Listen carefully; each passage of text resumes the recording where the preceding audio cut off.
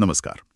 आज हम भारत में दिव्यांग नागरिकों के सशक्तिकरण के लिए जो सरकारी योजनाएं और लाभ हैं, उन पर थोड़ी बात करेंगे। हमारे पास जो जानकारी है, उसमें कई अलग-अलग पहलू हैं। आर्थिक मदद भी है, शिक्षा, रोजगार, काफी कुछ है। दिलचस्प बात यह है कि हमारे स्रोतों में सबसे पहले जिक्र स्मार्ट टेक्नोलॉजी फॉर ब्लाइंड का आता है। शायद ये दिखाने के लिए कि आजकल टेक्नोलॉजी भी कितनी अहम हो गई है मदद करने में। लेकिन हमारी आज की बातचीत का दायरा इससे कहीं बड़ा है। हम उन व्यापक सरकारी ढांचों और सुविधाओं का समझना चाहते हैं जो दिव्यांग समुदाय के लिए हैं। तो चलिए शुरू करते हैं। आर्थिक सहायता से बात शुरू करें। सुनने में आया है कि कुछ राज्यों में 6,000 रुपए तक की मासिक सहायता मिलती है, और वो NDFDC वाली बात भी है, राष्ट्रीय दिव्यांगजन वित्त और विकास निगम। वो क्या है? हाँ, NDFDC। देखिए, ये सिर्फ सीधी मदद नहीं है, ये कम ब्याज पर लोन देता है। लोन किस लिए? स्वरोजगार के लिए, मतलब अपना काम शुरू करने के लिए, या फिर हायर एजुकेशन, ऊंची पढ़ाई के लिए।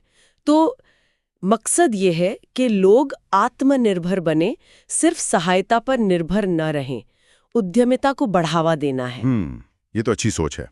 मतलब पैरों पर खड़ा करने की कोशिश। बिल्कुल, आर्थिक स्वतंत्रता की तरफ एक कदम। ठीक है। आर्थिक मदद के अलावा आवास और शिक्षा, इस क्षेत्र में क्या हो रहा है?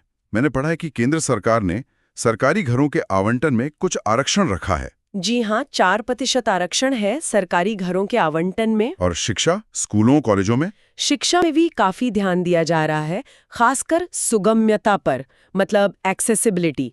उच्च न्यायालयों ने भी निर्देश दिए हैं कि शिक्षण संस्थानों में सुविधाएं बेहतर हों, कैंपसेस बैरियर फ्री बने। बैरियर फ्री, जैसे रैम्प्स, लिफ्ट्स वगैरह? हाँ, वो भी।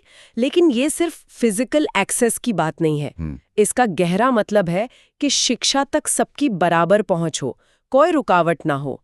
सरकारी स्कूलों में भी इस पर काम हो रहा है। तो मतलब सिर्फ बिल्डिंग तक पहुंचना नहीं, बल्कि असल में शिक्षा के अवसर तक पहुंचना। बिल्कुल सही कहा आपने। अवसर की समानता, समावेशन की यही तो भावना है। समझ गया।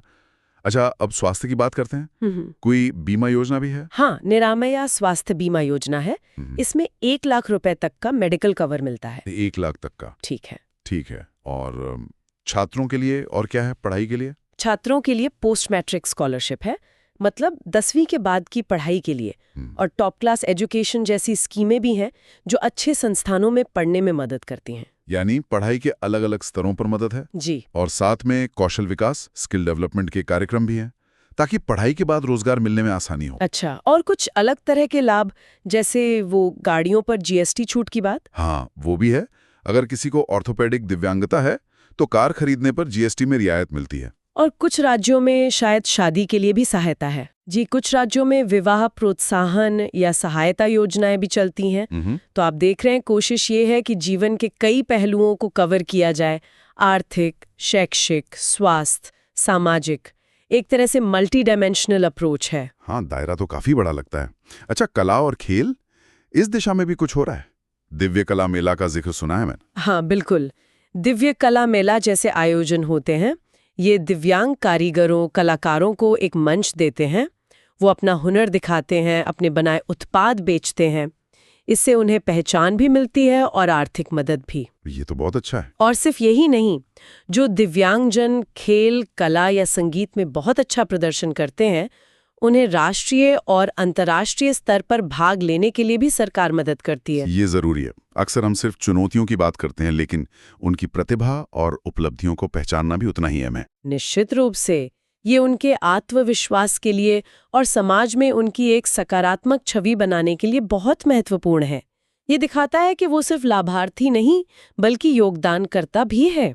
तो अगर हम संक्षेप में देखें, आर्थिक मदद है, कम ब्याज पर लोन है, घरों में आरक्षण, शिक्षा में सुगम्यता और स्कॉलरशिप, स्वास्थ्य बीमा, स्किल डेवलपमेंट, कारों पर GST छूट, विवाह सहायता।